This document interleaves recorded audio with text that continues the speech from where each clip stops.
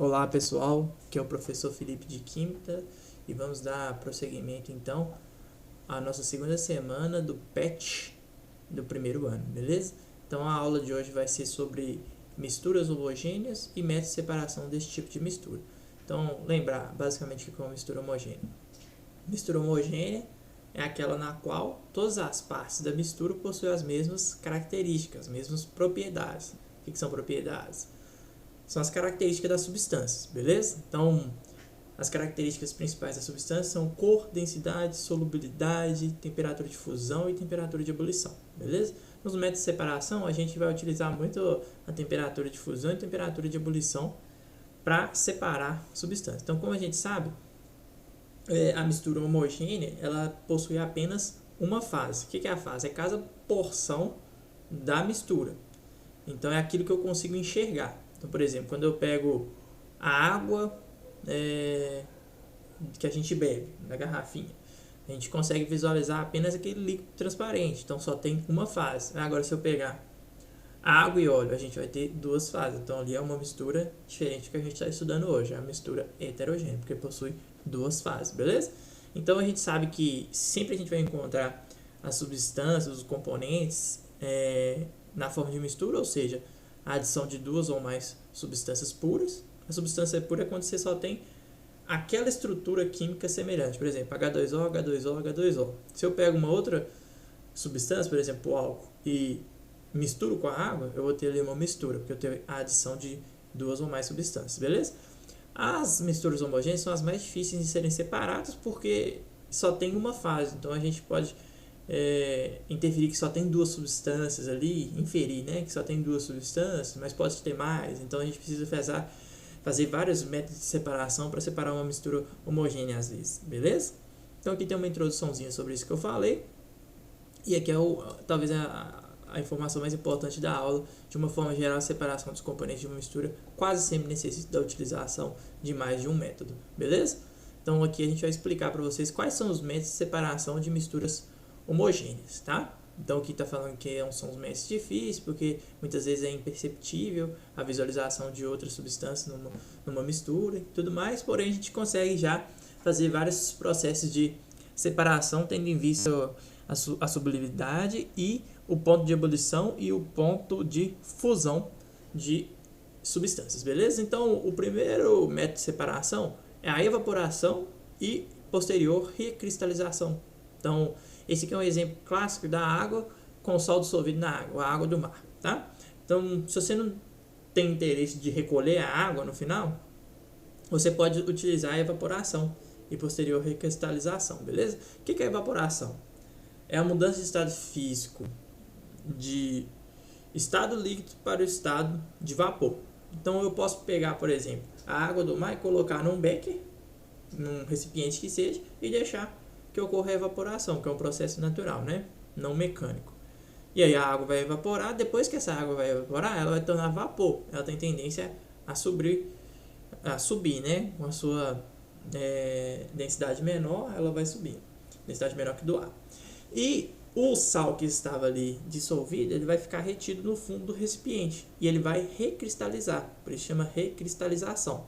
Porque o sal, o NaCl, sal de cozinha, o sal que a gente pega no mar também, tem outros sais também que estão na água do mar, eles são cristais, mas eles precisam recristalizar. Porque ele, naquele momento que ele está na água, ele está dissolvido na água, beleza? E aí a gente tem um outro método muito importante que é chamado de destilação simples, tá?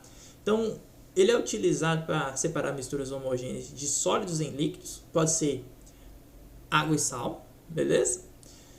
E de líquidos miscíveis com temperatura de ebulição bastante diferentes. Então, por exemplo, eu posso pegar um líquido que tem a temperatura de ebulição 100 e pegar um outro líquido que tem temperatura de ebulição 250. Aí eu consigo separar. Mas se eu tiver líquidos com temperatura de ebulição próxima, a gente usa outro método de separação. Então, vamos supor aqui que a gente está pegando água e sal, igual o exemplo anterior. Então, o que a gente vai fazer? A gente vai colocar essa mistura nesse balão de destilação, que é o nome mais adequado. Eu coloquei duas figuras que representam a destilação simples, beleza? Então, aqui tem um balão. A gente fecha esse balão e coloca um termômetro para medir a temperatura. apenas por precaução. E a gente conecta nesse balão, olha só, um condensador. Beleza? Essa aqui é a figura que a gente... da vida real, né? Isso aqui é mais um esqueminha. E o que a gente faz? A gente coloca um sistema de aquecimento que chama bico de buzzing. Isso aqui é um gás, beleza? Que a gente libera e coloca um fósforo e faz o aquecimento para evaporar o líquido que está presente na mistura. Tem aqui, ó, uma entrada de água e uma saída de água. Por quê? Isso aqui é um condensador. Condensador vem da palavra condensação. Condensação é a mudança de estado físico de uma substância do estado de vapor para o estado líquido. Como que isso acontece? A partir de diminuição de temperatura, né, e aumento da pressão. Pode ser feito apenas por diminuição da temperatura sem o aumento da pressão também, que é o caso aqui. Tá? E aí o condensador vai fazer esse processo de mudança de estado físico. Depois eu vou explicar. Por que que tem água saindo aqui? Essa água está resfriada. Porque quando você diminui a temperatura de um vapor, você consegue fazer com que ele passe para o estado líquido. E aí você recolhe o vapor, o antes vapor, que agora se tornou líquido, num elemaia ou num recipiente qualquer. E aí o seu sólido vai recristalizar aqui, né? Então basicamente você coloca a mistura, liga o aquecimento, água e sal. A água vai evaporar, vai chegar aqui no condensador. Quando ela evaporar, está no estado de vapor. Quando entra em contato com essa água resfriada aqui, que está passando aqui no meio, esse vapor resfria e condensa. E aí você recolhe a água. Então esse aqui é um método muito importante caso vocês queiram recolher a água que está presente ali na água do mar que você está utilizando, né? Na mistura água e sal.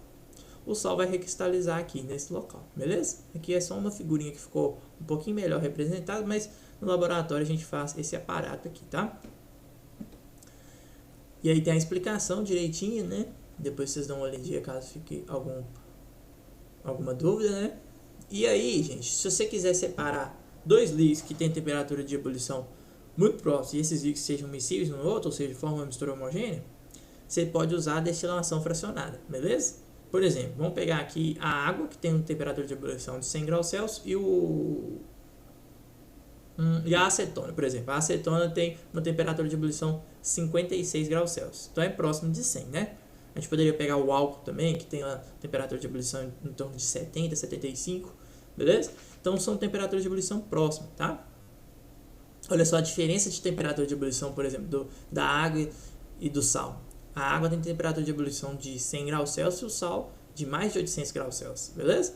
Então a destilação fracionada é o mesmo processo, só que a gente utiliza para separar líquidos de temperatura de ebulição próximas, não muito próximos, senão também a gente não consegue separar, tá? E aqui é o aparato, né? Só que a grande diferença, gente, é que em vez de usar apenas um recipiente para proporcionar o aquecimento aqui, que pode ser o bico de buzzing, a gente precisa de uma manta aquecedora para chegar à temperatura de ebulição mais rapidamente, beleza? Então, essa aqui é uma manta de aquecimento, isso aqui vai aumentar a temperatura. E aqui a diferença é porque aqui, na destilação simples a gente tem, olha só, o balão de destilação, que é esse balão aqui, ó. Já na destilação fracionada a gente tem uma coluna de fracionamento. Qual que é a diferença disso? A coluna de fracionamento, ela tem várias barreirinhas aqui, ó, físicas mesmo, feitas de vidro normalmente, tá? E aí essas barreiras, elas fazem com que ocorra a dificuldade da evaporação do líquido que tem maior dificuldade de evaporar. Por exemplo, a acetona ela tem uma temperatura de ebulição de 56 graus Celsius, não é? Então ela evapora mais rápido do que a água, que tem uma temperatura de ebulição de 100. Então, enquanto a acetona está evaporando aqui, ó, e está subindo para chegar aqui no condensador e depois virar um líquido novamente, a água está começando aqui nessa barreira. Então, essas barreiras têm o papel de dificultar a evaporação, tá? E o líquido que tiver a menor temperatura de ebulição, ele vai conseguir chegar no condensador primeiro. Então, você deixa o líquido com menor temperatura de ebulição condensar, você recolhe num frasco, depois você troca o frasco e recolhe o outro líquido. Então, primeiro a gente recolheria aqui a nossa acetona, que tem menor temperatura de ebulição, e depois recolheria então a água em outro frasco, beleza? Aqui é o resfriamento, né? Justamente a gente faz esse resfriamento conectando a parte de baixo do condensador, que aqui não está sendo representado, né? Parece que as duas são partes de fio, com uma mangueira mesmo, mangueira de água normal. Às vezes a gente pega essa mangueira e conectei ela num recipiente com água congelada, beleza? Então é basicamente isso, a destilação fracionada, e é muito importante essa destilação fracionada, principalmente para a gente obter os componentes do petróleo. Então você tem um petróleo, uma fornalha para fornecer o aquecimento, você coloca o petróleo todo nesse recipiente aqui da torre de fracionamento que a gente usa, né? Que é basicamente o princípio da coluna de fracionamento, só que é uma torre que é muito grande. E aí a gente consegue separar os componentes do petróleo. Então, o gás, né, que a gente tem na nossa cozinha é o GLP, né, o gás liquefeito de petróleo, que é uma mistura basicamente de propano e butano. Então, são cadeias carbônicas com 3 carbonos e 4 carbonos consecutivos, tá? E aí a gente tem também cadeias com 1 ou 2 carbonos aqui. Numa temperatura de 20 graus Celsius, então, esse gás ele vai evaporar, eu separo ele. Aí depois, para pegar a gasolina, de carbonos de 5 até 10 carbonos, a gente tem que chegar a temperatura de 70. Querosene, 10 a 16 carbonos, tem que chegar a temperatura de 120. Recolhe novamente. Querosene, para quem não sabe, é o combustível dos aviões. Depois, para pegar o óleo diesel do petróleo, a gente tem que chegar a 170 graus Celsius. A gente consegue carbono de 14 a 20 carbonos, né? Desculpa. Cadeias de 14 a 20 carbonos.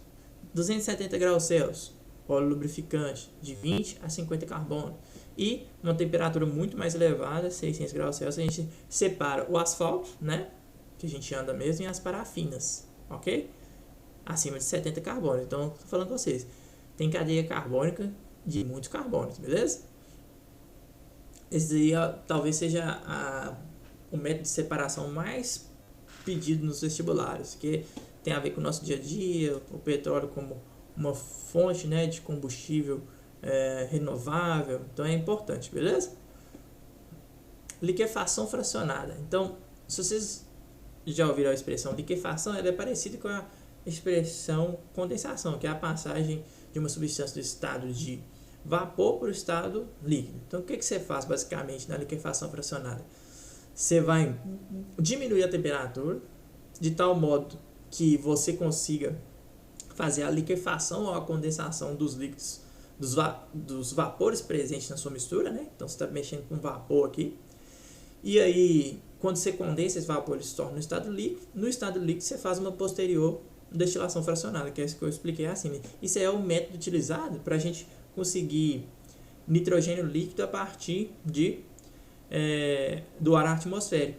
Então, o ar atmosférico ele tem basicamente 79% de nitrogênio, 20% de oxigênio e 1% de uma mistura de outros gases, que são os gases nobres, o dióxido de carbono, o vapor de água e um pouquinho de poeira.